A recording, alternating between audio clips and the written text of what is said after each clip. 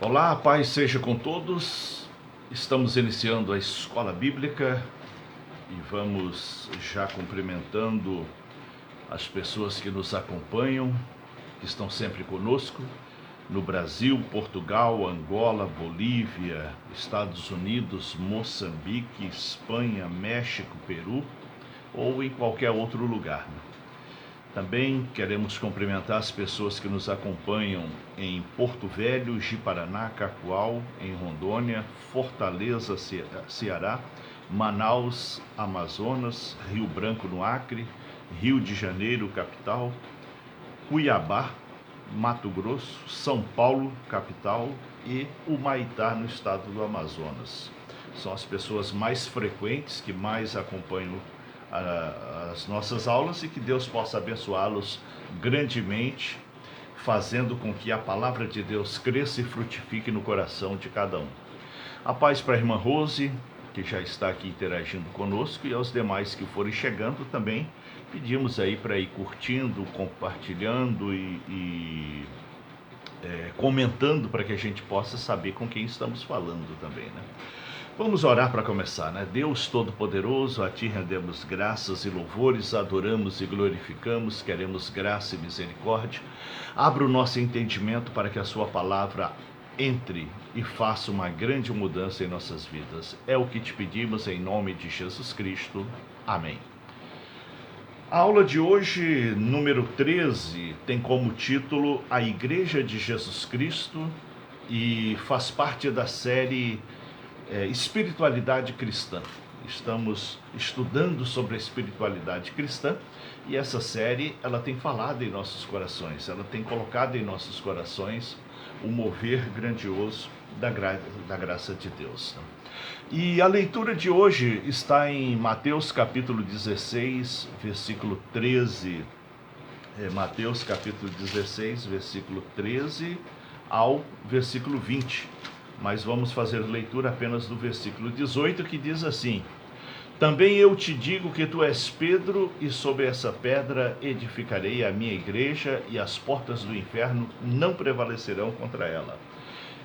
Jesus disse isso já antes de premeditar a sua morte, antes de passar pela cruz, para que pudesse assim cumprir o mandamento do Pai, cumprir a ordem de Deus, e para que a igreja pudesse ser o canal de bênção de Deus na vida das pessoas. Mas afinal, o que é igreja? O que é igreja? O termo igreja vem do grego eclésia, que significa assembleia de pessoas, ou chamados para fora. E o que é ser chamados para fora? A igreja de Jesus Cristo, ela está no mundo, mas ela não faz parte do mundo. Com o povo judeu, Deus fez diferente. Deus deu a eles uma pátria, Deus deu a eles o templo, Deus deu a eles profetas, sacerdotes, rei. Mas para a igreja é diferente. Para a igreja, ela é governada pelo próprio Senhor e ela não está separada geograficamente. Nós estamos em todos os países, todas as nações, todos os lugares, e Jesus voltará para buscar sua igreja quando o evangelho chegar a todos os povos e nações. Então, por isso é importante a evangelização. Por isso é importante levar a palavra de Deus, quer seja em tempo ou fora de tempo. Porque quando se cumprir que a palavra chegue a todos os povos, então se cumprirá a missão da igreja na terra, e Jesus virá para buscar os seus escolhidos, né? Para buscar aqueles que Deus o entregou. Então, a igreja, ela, diferente do judaísmo, que é um povo isolado, é uma etnia só, é um povo fechado, diferente disso, a igreja, ela está em todos os lugares, ela está em todas as nações, e ela é governada pelo próprio Senhor Jesus Cristo. Ela não tem uma liderança humana, um governo humano, ela é liderada pelo próprio Jesus Cristo. Então Jesus escolhe pessoas para estar à frente das lideranças de grupos, mas essas lideranças, elas não são autônomas. Essas lideranças, elas devem seguir as instruções de Cristo, que ficaram registrados nos 4 evangelhos, Mateus, Marcos, Lucas e João. As cartas dos apóstolos servem para orientar aquilo que foi pregado por Jesus, um detalhamento daquilo que foi pregado por Jesus, não tem nada diferente do que foi pregado por Jesus. Portanto, o Evangelho é a chave do cristianismo, é o centro do cristianismo. E é isso que nós devemos ter como finalidade, é isso que nós temos que ter como base, é a palavra do Senhor, é o Evangelho. Aqui na lição, na introdução, diz assim, deixa eu ler aqui. A igreja é o povo de Deus em peregrinação. É uma reunião de santos para celebrar a redenção e pregar a palavra. Nunca o Novo Testamento usa igreja para se referir a templo. A igreja está no mundo, mas não é do mundo. Isso você pode ver em João capítulo 17, versículo 11. João capítulo 17, versículo 16 e também no versículo 18. Ela prega, ensina e cura, dando continuidade ao ministério de Jesus, conforme Atos capítulo 5, versículo 42. Então, qual era a base do evangelho de Jesus, da pregação de Jesus, do ministério de Jesus? Pregava o evangelho, ensinava e curava. Então, essa é a base da igreja cristã também. Pregar o evangelho, ensinar o evangelho e curar os enfermos. Então a igreja tem que buscar essa unção, a igreja tem que estar revestida de poder para que se tenha essa base, para que se tenha esses elementos de Cristo nela, para que possa assim propagar a obra do Senhor Jesus, para que possa dar continuidade àquilo que Jesus começou, aquilo que Jesus fez. Então, não há cristianismo se Jesus não estiver presente, Não há cristianismo se Jesus não fizer parte. Vamos lá. Chamados para fora, mas nós estamos no mundo. E aí? E aí que nós estamos no mundo, mas não fazemos parte dele. Estamos no mundo, mas o mundo não pode interferir em nós. Nós estamos vendo hoje, o mundanismo dentro das igrejas, a influência do mundo nas igrejas. As igrejas, ao invés de seguir o que está no Evangelho, elas vão incorporando aquilo que está no mundo, aquelas ações do mundo, os efeitos do mundo, as práticas do mundo, os costumes do mundo, e ainda fala, não, que se não for assim, as pessoas não ficam na igreja. Ora, se a pessoa não fica na igreja pelo Evangelho e por causa de Jesus, essa pessoa não é digna do reino dos céus. Se a pessoa não fica na igreja por causa do Evangelho, porque não quer seguir o Evangelho, essa pessoa não faz parte do reino de Deus. É se apartar e se livrar desse peso, ou então orar mais para ver se essa pessoa se converte, para ver se essa pessoa aceita Jesus como Senhor e Salvador de suas vidas. Senão, não é cristão. Senão, não é cristão. Senão, passeia numa igreja. Senão, frequenta uma igreja, mas não é cristão. Cristãos são aqueles que imitam a Cristo, que seguem a Cristo, que estão com Cristo, que não abrem mão de Cristo, que vivem os ensinamentos de Cristo.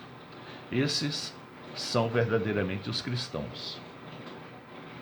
Como começou a igreja? Existe assim muitas histórias e acabam confundindo as pessoas, Mas a igreja de Jesus, ela começou aonde? Em Jerusalém.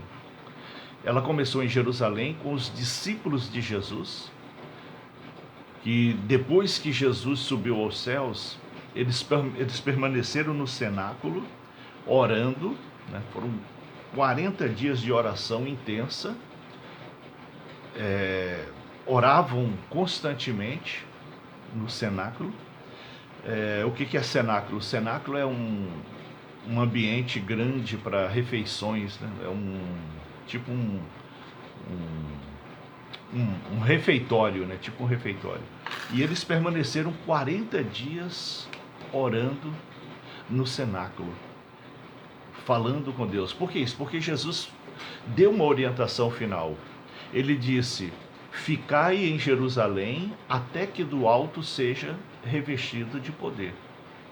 Ficai em Jerusalém até que recebam o poder dos céus, para que sejam as minhas testemunhas. E o evangelho será pregado a todos os povos e nações. E aí eles permaneceram, os discípulos permaneceram ali em Jerusalém, orando, até que no dia de Pentecostes, eles foram tomados pelo Espírito Santo. Eles receberam o batismo de fogo, que é o revestimento que capacita a pessoa para a obra de Deus, que capacita a pessoa para servir na igreja de Jesus. Então nós precisamos nos colocar à disposição do Espírito Santo, orar, clamar, buscar intensamente para que sejamos revestidos de poder, para que sejamos tomados pelo poder de Deus, para que assim possamos crescer na graça, na fé e no conhecimento, né? Para que assim possamos crescer na graça, na fé e no entendimento. A igreja ali em Pentecostes foi tão maravilhosa a ação do Espírito Santo, que Pedro, que era um homem duro no falar, um homem difícil, na primeira pregação que ele fez, foram convertidos 3.000 homens, 3.000 almas aceitaram a Jesus, na primeira pregação dele. Então ali você vê a ação do Espírito Santo, ali você vê a importância de orar, ali você vê a importância da consagração, ali você vê a importância da busca intensa pelo poder de Deus, ali você vê a importância de clamar intensamente pelo poder de Deus. Ali você vê a importância de ter plena comunhão com o Espírito Santo de Deus, de viver conforme o Evangelho. A grande transformação que aconteceu ali a partir de Jerusalém, a partir do dia de Pentecostes, foi algo assim extremamente transformador para a humanidade, porque a partir dali o poder de Deus estava acessível a todos, para todos aqueles que creem, para que recebam, para que vivenciem, para que estejam tomados e envolvidos pela graça e pelo poder de Deus. Amém? Então assim começou a igreja, começou com os discípulos de Jesus, orando intensamente em Jerusalém, até que recebessem o poder dos céus. Então se você pretende servir na obra de Deus, se você pretende ser útil no reino de Deus, não só para receber os galardões, porque todo aquele que serve na obra de Deus será premiado, será galardoado nos céus, mas também para aqueles que, em gratidão ao que Jesus fez por nós, querem fazer com que outras pessoas alcancem a salvação, por amor às almas perdidas, por amor àqueles que estão perdidos pelo mundo. Então se você tem esse desejo no seu coração, o caminho é orar, orar, orar.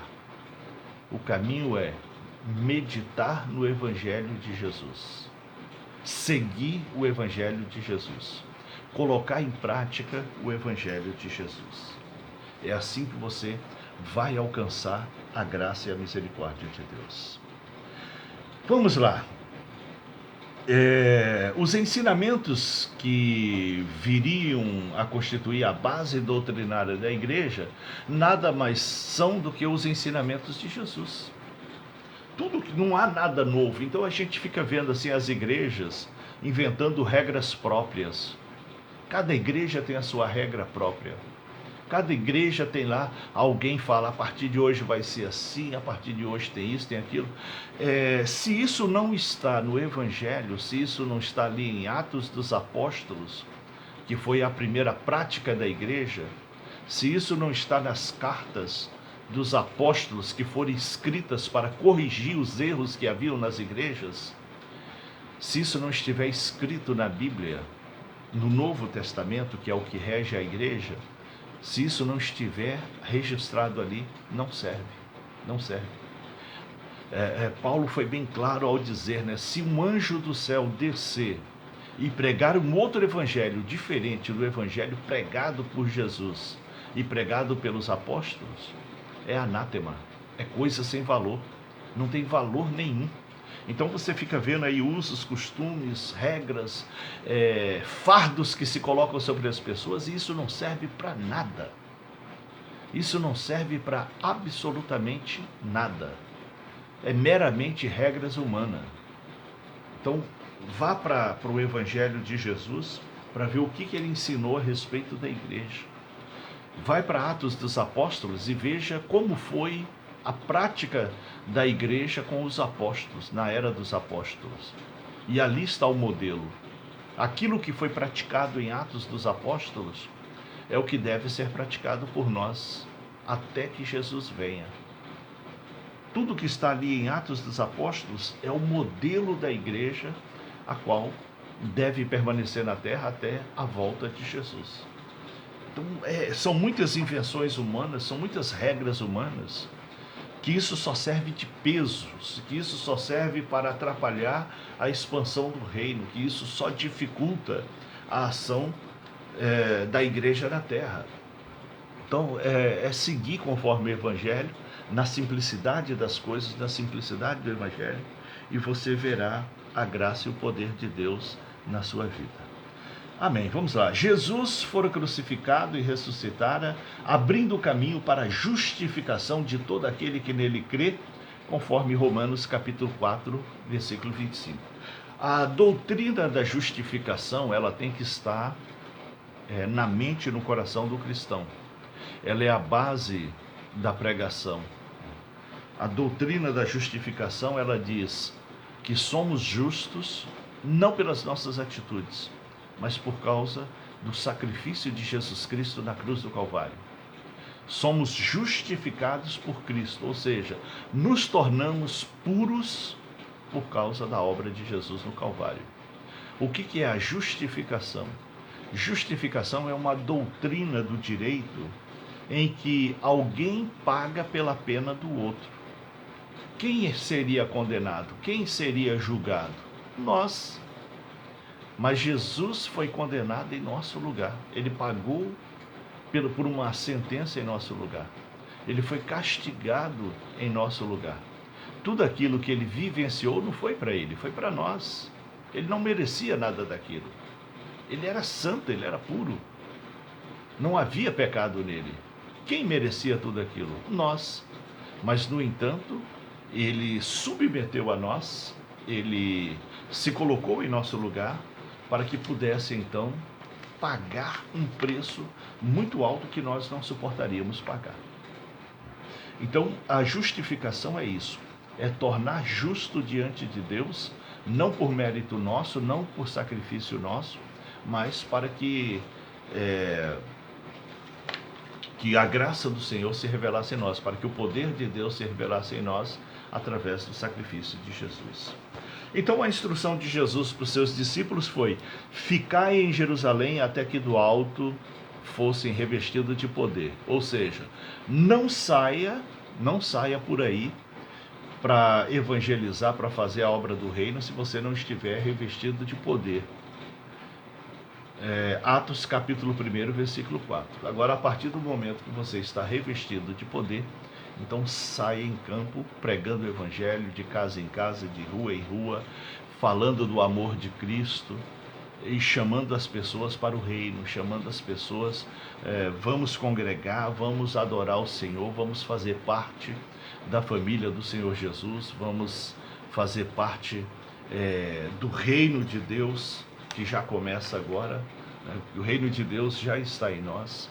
E o reino de Deus, ele não é uma pátria, ele não é um sistema de governo, ele não é uma área geográfica. O reino de Deus está em nós. Foi isso que Jesus falou. O reino de Deus já está aqui, ele está em nós.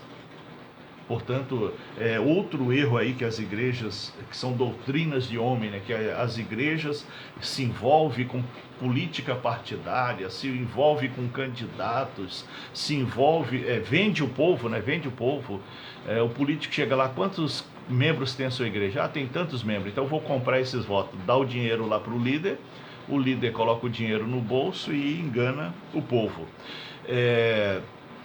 Mentindo, porque infelizmente o processo eleitoral e político é na base da mentira, mente, né? Coloca os políticos no púlpito, que é lugar sagrado, e aquela coisa toda, e com isso vai desviando a igreja do evangelho, vai levando a igreja para longe do evangelho, vai fazendo a igreja cometer pecado coletivo, vai fazendo a igreja ficar debaixo desse jugo. E aí o reino de Deus não é humano. O reino de Deus não é com pessoas. O reino de Deus é espiritual. O reino de Deus é espiritual. Jesus deixou bem claro isso quando tentaram acusar ele de querer tomar o poder do governador, o poder de César. Ele deixou bem claro que o reino dele não é desse mundo.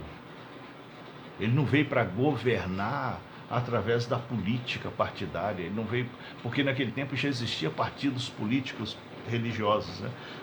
No judaísmo tinha os fariseus, os saduceus, os zelotes, os sênios, tudo eram partidos religiosos. E Jesus combateu tudo isso, ele enfrentou tudo isso. Ele contrariou tudo isso. Por isso perseguiram ele até a morte, e morte de cruz. E hoje você vê a igreja de Jesus traindo Jesus, cometendo os mesmos erros dos fariseus, dos saduceus, dos zelotes, dos sênios, né, dos judeus que levaram ele à crucificação, cometendo os mesmos erros, os mesmos pecados. Então a igreja de Jesus é um povo que está no mundo, mas não faz parte do mundo. É um povo que vive na sociedade, mas não faz parte dessa sociedade. O que significa isso? Você trabalha junto com ímpios, mas você não é ímpio. Lá a sua conduta deve ser cristã. Você vive em sociedade, mas a sua conduta deve ser cristã. Na sua família tem pessoas cristãs e tem pessoas não cristãs, mas a sua atitude deve ser cristã. Você tem que viver conforme o Evangelho. Você tem que viver do jeito que está ali no Evangelho. Você precisa estar conforme o Evangelho.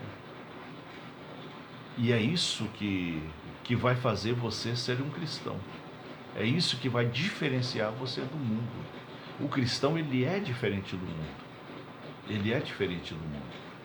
Ele não pode viver as mesmas coisas do mundo. Ele está aonde o mundo está, mas ele não participa das mesmas coisas. Ele rejeita. É a forma de dar testemunho do Evangelho. Você está lá naquele meio, mas você não faz parte. Você está ali naquele meio, mas você não pratica as mesmas coisas. Isso é ser cristão. Isso é viver o Evangelho. Isso é ser um povo separado para a glória do Senhor. A paz do Senhor também para a irmã Aldenira aqui em Porto Velho, irmão Legilson em Porto Velho, a minha irmã Carminha lá em Cacoal, e aos demais que estão acompanhando aí, né? Quem estiver acompanhando, interaja conosco, né? Manda um amém, um glória a Deus, uma paz do Senhor, um bom dia aí para a gente saber quem está conosco, né? Porque a maioria fica em silêncio, a maioria fica só ouvindo, mas tudo bem por isso, né? Que Deus abençoe assim também, levando a sua palavra e o esclarecimento da fé. A inauguração da igreja. Quando foi que inaugurou a igreja? A igreja começou após a ascensão de Jesus.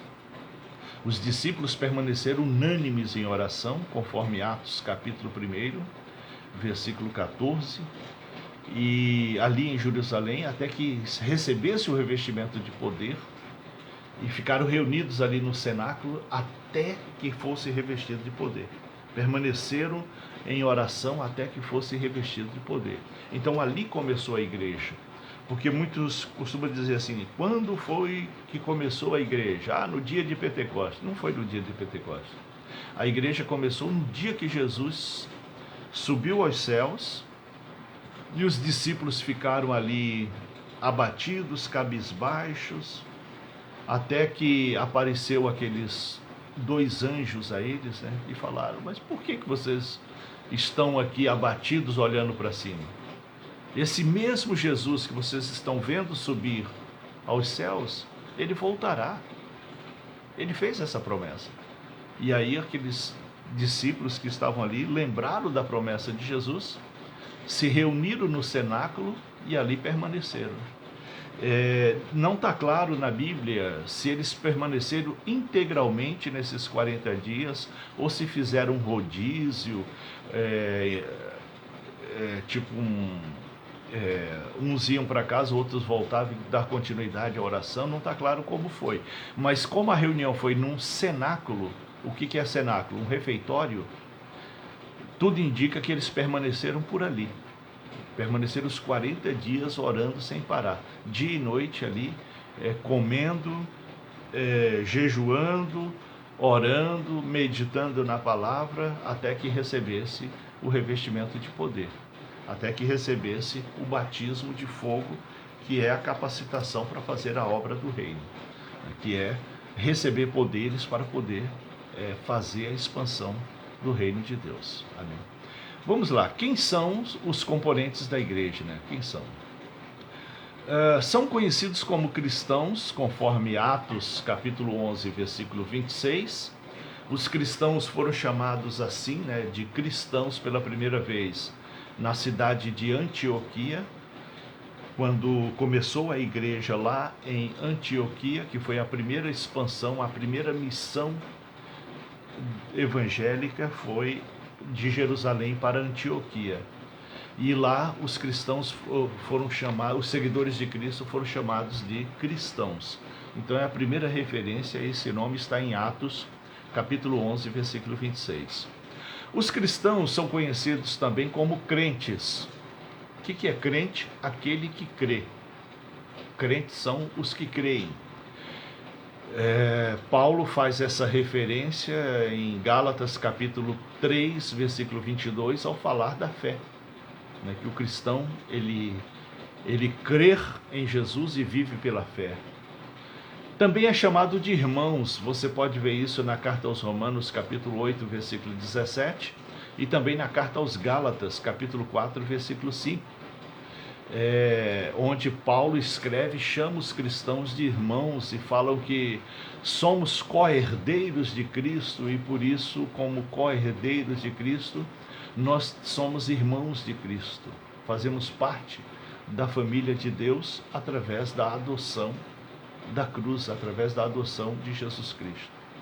Os cristãos também são chamados de discípulos. O que é discípulo? Aquele que aprende com o que ensina. Então, quem que é o instrutor da igreja? Jesus, através do Evangelho. E discípulo, os cristãos, os membros da igreja cristã são chamados também de discípulo, porque eles aprendem aquilo que Jesus ensinou. O cristão também é chamado de santo. Você vê isso em Mateus capítulo 5, versículo 14 e 16, em que mostra que a palavra santo significa separado. Alguém que é separado do mundo para pertencer a Deus.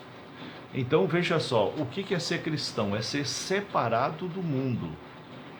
Se a tua igreja te mistura com o mundo, fuja dela, porque ela não é bíblica.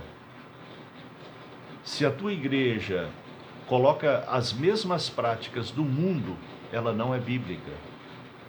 Se a tua igreja aceita o membro viver como no mundo, ela não é bíblica. Então, a palavra dói, mas ela corrige, ela instrui, ela orienta, ela conduz. E aqui você pode ver que ser santo significa ser separado. Separado para quem? Para Deus. Nós somos separados para Deus. E o que sobra? O que sobra pertence a Satanás. Infelizmente é isso. E a Bíblia é bem clara em dizer que haverá um julgamento final, aonde os separados serão glorificados, ou seja, os santos, ou seja, os separados serão glorificados, e aqueles que contrariaram a palavra de Deus, aqueles que contrariaram a vontade de Deus, serão julgados e lançados no lago do profundo abismo, junto com Satanás, junto com os demônios, junto com a besta e junto com o falso profeta. O que Deus quer é que sejamos livres dessa condenação. Tudo que se refere à igreja é para nos despertar a ser um povo separado, a ser um povo que vive separado, a ser um povo que vive para Deus. Então nós precisamos ser separados do mundo, não ter as mesmas práticas do mundo, não viver como o mundo vive, não sentir as mesmas vontades do mundo, não ter os mesmos desejos do mundo, viver diferente. Viver diferente. Então essa vida é muito monótona, é muito chata. Engano seu. A verdadeira alegria e a verdadeira felicidade está no Evangelho. Não há nenhuma pessoa que viva o Evangelho que não seja feliz. Não confunda alegria com felicidade. Não confunda. E o que mais se vê são as pessoas oferecendo alegrias, igrejas oferecendo alegrias, mas a felicidade não. Por que o número de pessoas deprimidas está enorme? Porque as pessoas não são felizes.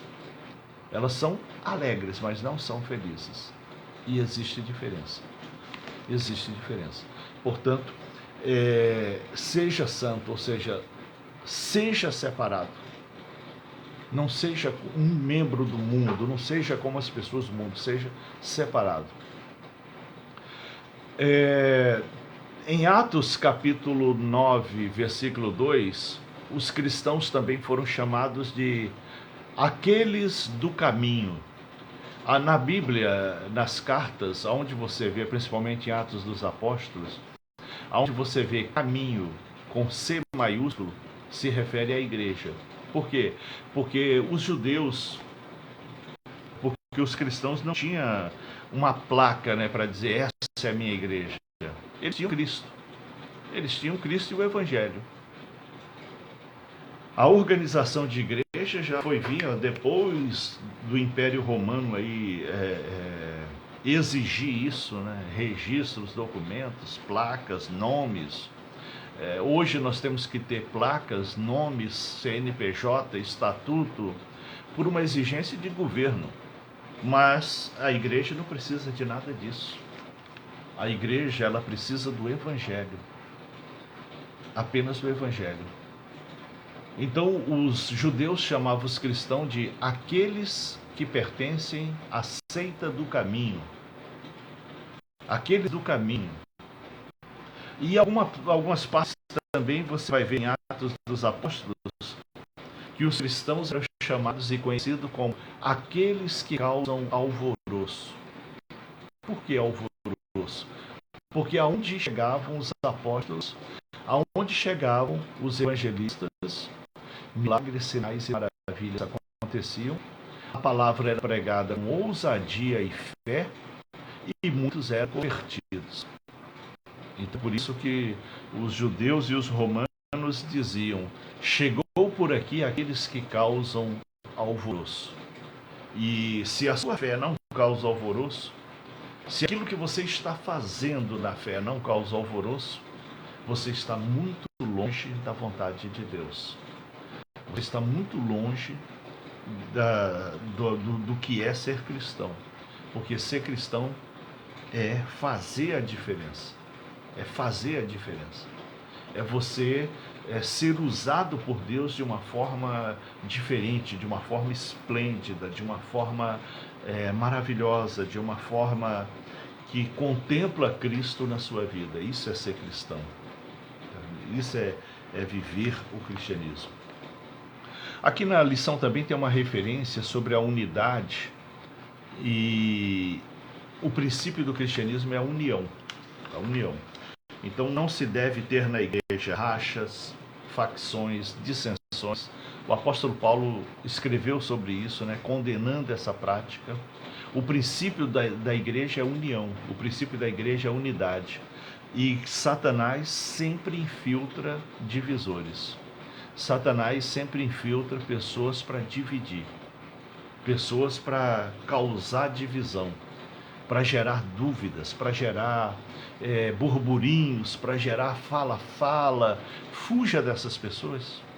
Quando você vê alguém falando mal da liderança, criticando o ministério, criticando a igreja, fuja dessa pessoa, que essa pessoa está endemoniada. Ou então ore por essa pessoa, que ela está endemoniada. Não se deixe se contaminar. E muitas pessoas são contaminadas. Você vê aí constantemente igrejas sendo atacadas por causa dos próprios membros que se levantam em rebelião, que se levantam em divisão. Então fuja dessas coisas. Tá? Quando você vê alguém chamando para uma rebelião, para um levante, chamando para uma revolta, chamando para alguma coisa assim, fuja disso, né? Não é a prática cristã. A prática cristã é unidade, é unir para corrigir, é unir para consertar, é unir para fazer, é unir para caminhar. Isso é ser cristão. Vamos lá, a terceira parte da lição diz: qual a finalidade da igreja? Afinal, para que serve a igreja? Primeiro, para divulgar o Evangelho de Jesus. Lá em Mateus capítulo 28, versículos 19 e 20, né, tem a grande comissão. Né? Deixa eu ler aqui. Jesus, aproximando-se, falou dizendo: toda autoridade me foi dada no céu e na terra.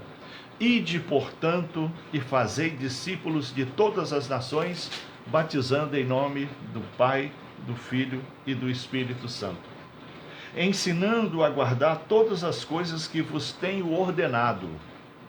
E eis que estarei convosco todos os dias até a consumação dos séculos. No Evangelho de Marcos, a grande comissão já é mais detalhada, né? Já vem com mais detalhes. E ele acrescenta o seguinte: e esses sinais hão de acompanhar os que creem. Em meu nome expelirão demônios, falarão novas línguas, pegarão em serpentes, e se alguma coisa mortífera beberem, não lhe fará mal. Se impuserem as mãos sobre os enfermos, eles ficarão curados. Isso é revestimento de poder. Por isso que Jesus orientou: ficai em Jerusalém até que do alto seja revestido de poder. Por isso que os discípulos de Jesus ficaram reunidos no cenáculo 40 dias até que fosse revestido de poder, para que saísse dali cheio de unção, para pregar o evangelho com ousadia, para orar pelos enfermos e para não serem contaminados com o mundo. Bem, vamos lá. Então, divulgar o evangelho de Jesus é um princípio, é um objetivo da igreja, é uma finalidade da igreja. O outro, viver para louvor da glória de Deus, glorificar a graça concedida por Jesus. Então, a outra finalidade, a primeira finalidade da igreja aqui na lição é pregar o evangelho. A segunda é glorificar a Deus pela salvação através de Jesus. Por que nós reunimos? Por que nós reunimos e celebramos um culto? Para agradecer a Deus pela salvação. A gente vê as pessoas fazendo culto de ação de graças porque Deus abriu a porta, culto de ação de graças porque Deus promoveu uma cura, um milagre, culto de ação de graças porque Deus abriu as portas. Mas diariamente nós temos que fazer o nosso culto de ação de graças, diariamente, agradecendo a Deus pela salvação através de Jesus Cristo. Pela salvação através de Jesus. O outro objetivo da igreja, Então, o primeiro é pregar o evangelho, o segundo é glorificar a Deus pela salvação. Um outro objetivo da igreja é ter comunhão uns com os outros. Por que devemos reunir? Para ter comunhão. Aí agora tem a onda dos desigrejados. Eu não vou mais para a igreja por causa disso, por causa daquilo. Eu não vou mais para a igreja por causa de fulano, por causa de cicrano. Não é não. Essa pessoa não vai para a igreja porque ela tem pecado não arrependido. Essa pessoa não vai para a igreja porque o pecado amarra ela. Essa pessoa não vai para a igreja porque o pecado não dá força. Porque o pecado contraria a vontade de Deus. E essa pessoa não quer largar o pecado, não quer abandonar o pecado. Essa é a dura realidade dos desigrejados. Essa é a dura realidade daqueles que não se firmam. Essa é a triste realidade daqueles que não vivem a comunhão. Não estão ali. Ficam em casa, mas não vão viver a comunhão, não vão participar da comunhão. Não se une, não estão juntos, não está junto, não celebra junto. Eu estou orando em casa, eu estou glorificando a Deus em casa. Tá coisa nenhuma, duvido. Duvido. A pessoa está afundada no pecado e não consegue sair dele, não consegue se arrepender. E por isso não tem força, e por isso não tem ânimo. E o que devemos fazer? Orar por essas pessoas e pregar o evangelho para elas. Não é ficar com medinho de falar e levar uma patada, falar e a pessoa ficar de mal. Não, é chegar e falar. A palavra de Deus é viva e eficaz. Ela é mais cortante do que lâmina de 2 gumes.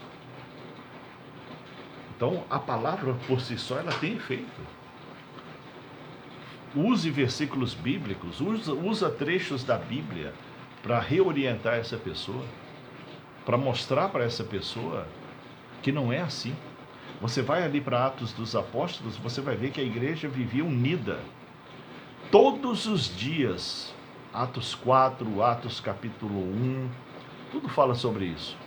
A igreja, ela vivia unida, ela celebrava todos os dias.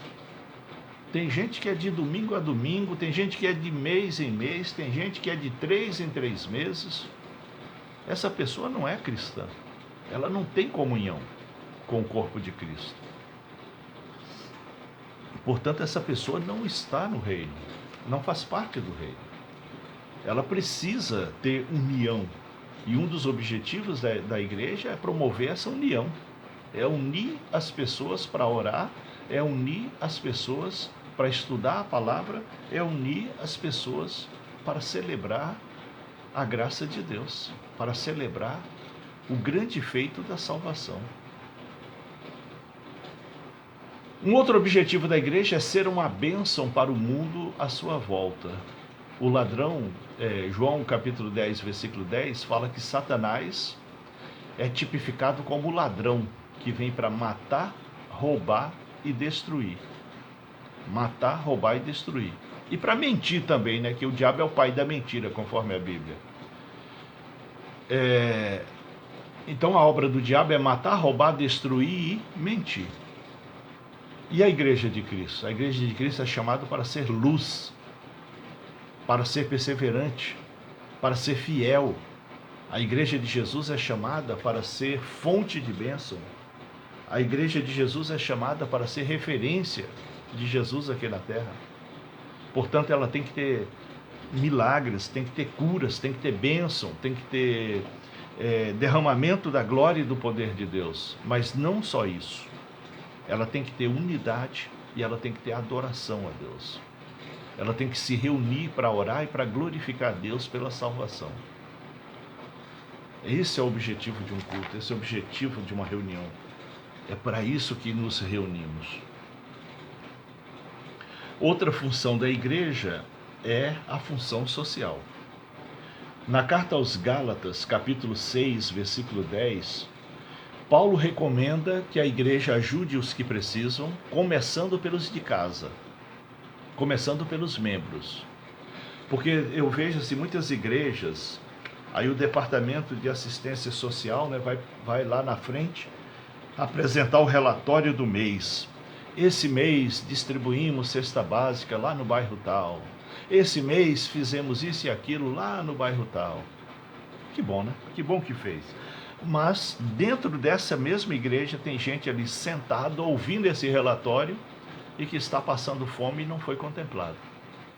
Que está precisando de ajuda e ninguém foi lá.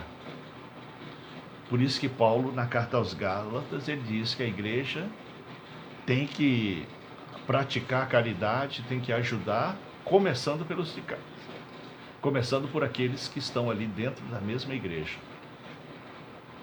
Depois que você atende a necessidade daqueles que são membros da igreja, aí você vai para o mundo. Aí você vai ajudar aqueles que estão no mundo. Vamos lá. Então a função social é outro princípio da igreja. E lá em Atos capítulo 6, versículo 1, os apóstolos, eles criaram o diaconato, né, os diáconos, para servir ao povo, para que eles ficassem livres aqui, para meditar a palavra e para orar. Qual era a função dos apóstolos? Pregar a palavra e orar. E os diáconos cuidavam dos serviços. Os diáconos cuidavam daquilo que é serviço. Então, a liderança maior da igreja tem que ter tempo para orar e meditar na palavra. E com isso, os irmãos separados para o serviço devem cuidar dos serviços. Devem fazer os serviços.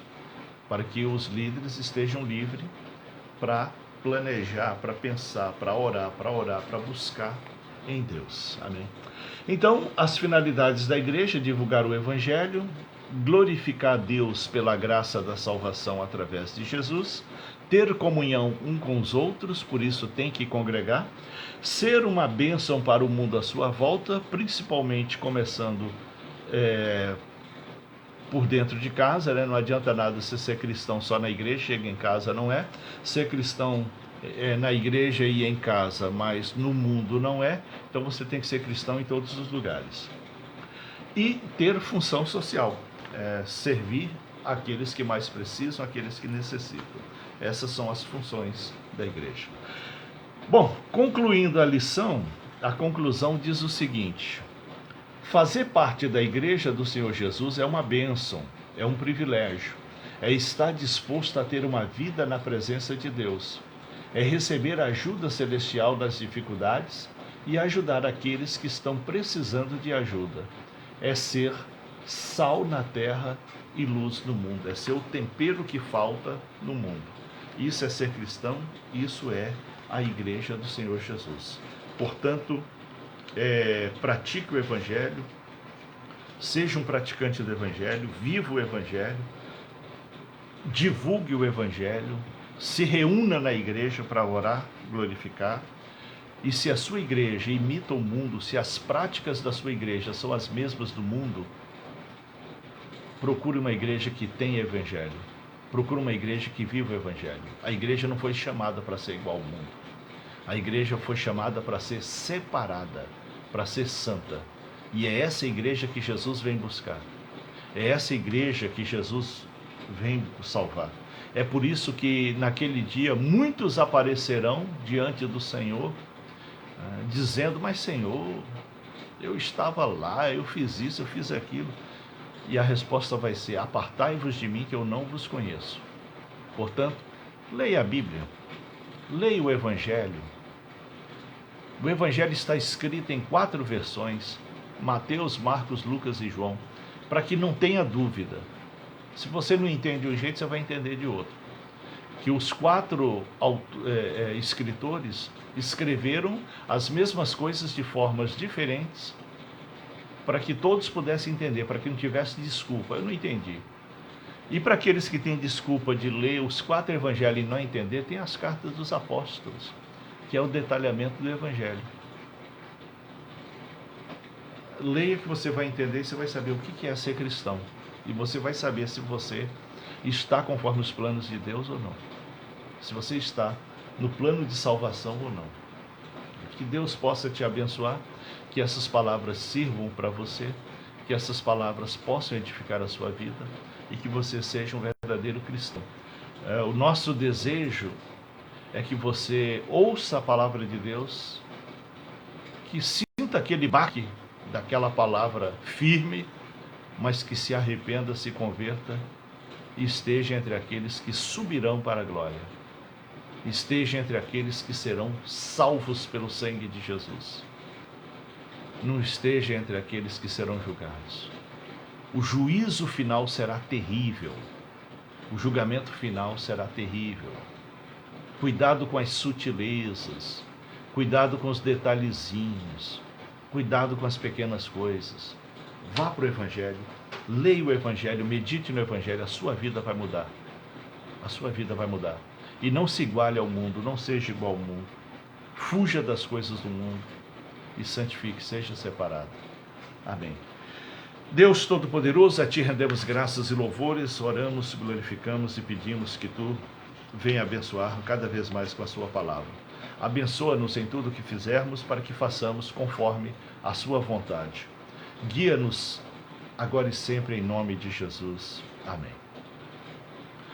Esteja conosco na Rua Cristina 6291, bairro Igarapé. Amém. Que Deus venha abençoar grandemente. Agradecemos também aos irmãos que nos acompanham no Brasil, Portugal, Angola, Bolívia, Estados Unidos, Moçambique, Espanha, México, Peru e outros lugares. No Brasil, os que nos acompanham com frequência em Porto Velho, Ji-Paraná e Cacoal, em Rondônia, em Manaus e Humaitá, no Amazonas, em Rio Branco, no Acre, Fortaleza, Ceará, Cuiabá, Mato Grosso, Rio Branco, Acre, e São Paulo e Rio de Janeiro. Que Deus possa abençoar grandemente e faça contato conosco, entre em contato conosco, para que possamos assim nos conhecer mais, conversar mais e desenvolver o reino de Deus juntos. Deus seja louvado na sua vida, na sua casa e na sua família. A paz seja com todos.